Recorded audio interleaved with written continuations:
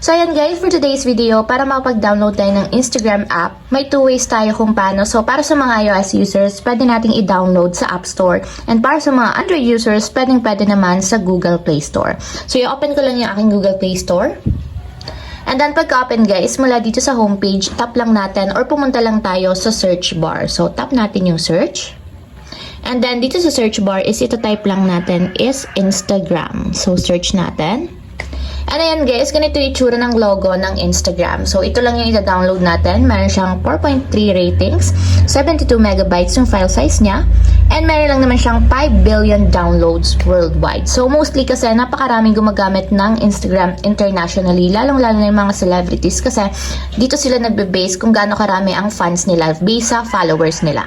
So tap natin yung install guys para ma-install muna siya sa ating mobile device. And wait natin guys hanggang sa matapos ma-download. So ayan guys, after ma-install or ma-download sa ating mobile device, itap natin yung open para directly mapunta tayo sa pinakang application. And kung wala pa nga pala kayong account sa Instagram guys, meron akong ilalagay na link sa description box and nakalagay doon kung paano nga ba gumawa ng account, mag-register or mag-sign up sa Instagram. So ayun lang guys, ganun lang kasimple.